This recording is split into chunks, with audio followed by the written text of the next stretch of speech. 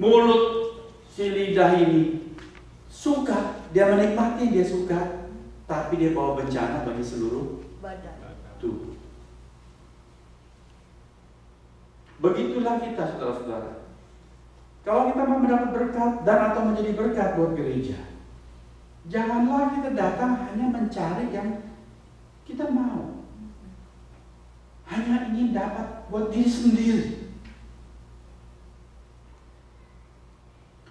Presiden John Kennedy di hari pelantikannya, dia menutup pidato inaugurasinya itu dengan satu kalimat yang luar biasa. Dia bilang, "Hai rakyat Amerika, janganlah tanya apa yang Amerika dapat berikan kepadaku, tetapi tanyalah kepada dirimu apa yang kau dapat berikan untuk Amerika." Ini satu kata-kata yang sangat dalam sekali. Kalau setiap orang, setiap warga negara cuma tanya, apa yang negeri ini berikan kepadaku, bangkrutlah negeri itu.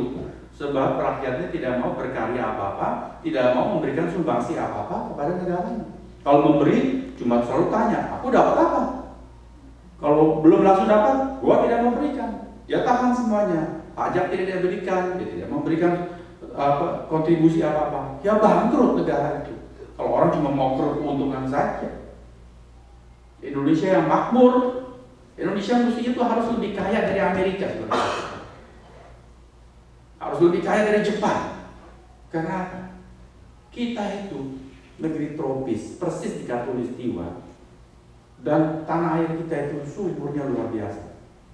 Lempar batu tumbuh duren. Ya, di sini nanam apa susah, orang di sana ya potong batang singkong, tancap nggak usah dirawat, tumbuh.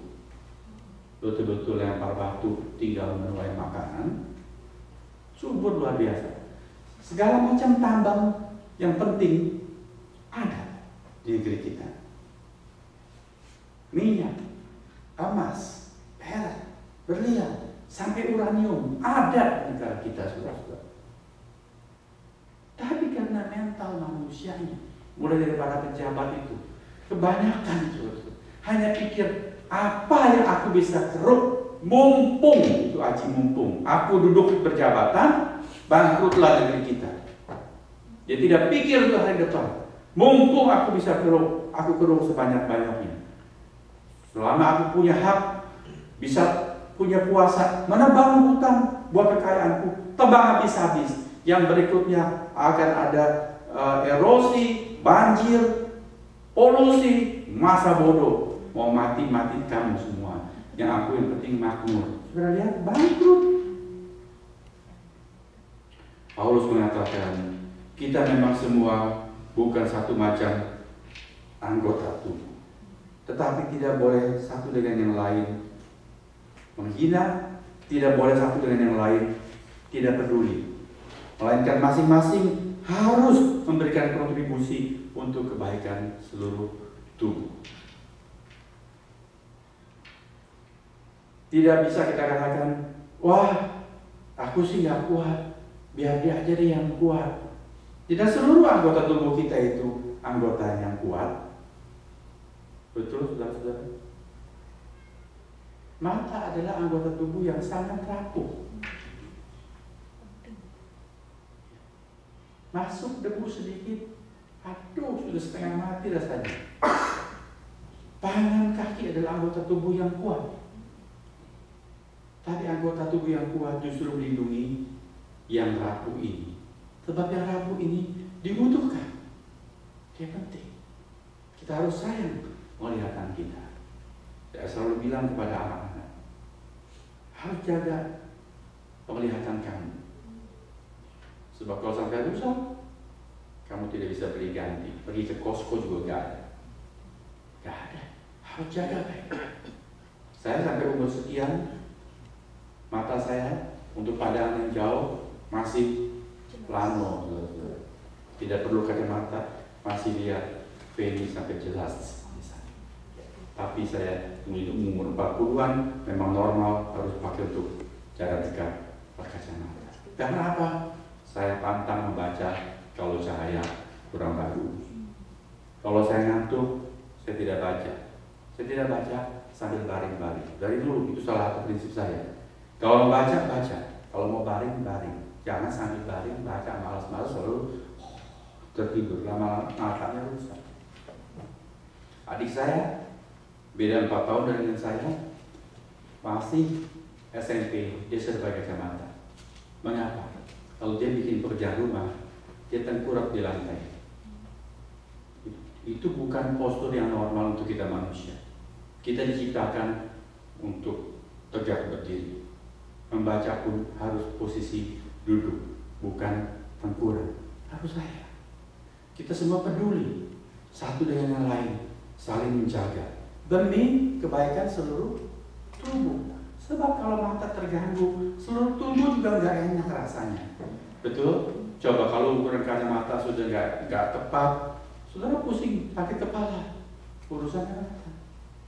Oke, badan jadi nggak enak semua, gara-gara satu ini. Demikian juga yang lain, gigi terawat baik-baik, sebab tugasnya itu seumur hidup dia.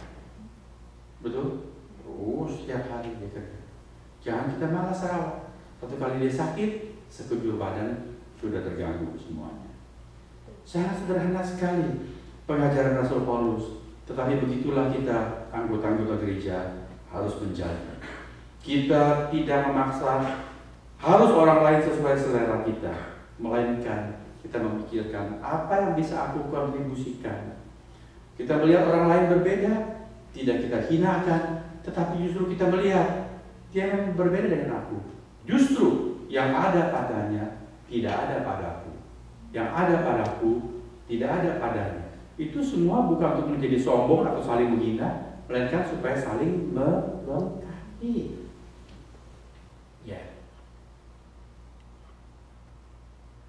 Anggota tubuh tidak boleh bilang kepada perut, enak aja kamu, gak ngapa-ngapain, semua hanya buat kamu. Kaki harus pergi kerja, buat apa? Dapat penghasilan. Penghasilan buat apa? Supaya dapat sesuap makan. Makan buat siapa? Buat perut. Oke. Lalu tangan bilang, enak nih tiap hari gua mesti masak, cuci piring, nguapin makanan. Buat siapa? Perut. Perut sendiri ngapain? Enggak ngapa-ngapain. Kalau udah kenyang malah minta diusap-usap. Terus bawa tidur. Enak sekali tuh perut. Mari kita jangan bantuin dia. Kaki bilang gua nggak mau kerja, tangan bilang gua tidak mau masak, nggak mau nyuap dalam mulut, dan semua juga memboikot perut. Apa jadinya? Bilang salah kita, tidak bisa. Dia memang seperti tidak ngapa-ngapain, tapi sebetulnya dia berfungsi berat sekali mencerna. Ya, kita makan yang hijau, dia harus cerna, pisahkan supaya keluarnya di alis itu hitam, bukan hijau. Tuhan kan ajaib sekali. Kita makan segala macam warna, keluar di alis itu hijau, di gigi dia tumbuh putih. Kok bisa ya? Itu kan kerjaan di dalam perut. Betul. Jangan kita anggap dia tidak ngapa-ngapain, dia berfungsi. Marilah, mulai sekarang saya mengajak setiap orang, bukan tanya gereja bisa berikan apa, tapi apa yang aku bisa sumbangsikan kepada gereja. Jangan bilang, Susi itu yang paling banyak bakatnya. Musik, mengajar angklung, masak, pimpin Bible study. Nanti saya cuti, Susi pimpin Bible study. Sebab dia ikut Bible Study Fellowship, BSF. Udah tahunan, dia punya banyak bekal. Biar itu Susi semua. Gak bisa, bangkrut, ambruk lah kalau semuanya Susi. Tapi saya nggak bisa ngapa-ngapain. Masa nggak bisa ngapa-ngapain? Mesti ada bisanya. Oke? Kita pikir apa yang bisa aku sumbangsikan. Ada yang bilang, kenapa Pak Hengki itu selalu khotbahnya pelayanan melulu? Karena Tuhan mau saudara dan saya melayani. Uangnya ke gereja atas mau apa? Cuma mau dapat saja. Seperti anggota tubuh, tidak bisa hanya mau dapat saja. Dia harus memberikan sumbangsi, baru seluruh tubuhnya itu sehat. Bila setiap anggota gereja, bila setiap orang Kristen mempunyai suatu semangat seperti anggota tubuh yang sehat, saudara-saudara, maka dia sendiri akan berbahagia. Bukan cuma gerejanya mendapat berkat, tetapi dia sendiri happy sebab dia bisa berfungsi. Dia punya arti di dalam kehidupan rohani. Kiranya Tuhan memberikan kita lebih mengerti firman ini dan tidak jadi seperti ibu yang frustrasi tadi, keliling kemana-mana, tidak pernah puas karena memang dia salah menghayati fungsi sebagai seorang Kristen. Tuhan memberkati kita sekalian. Amin.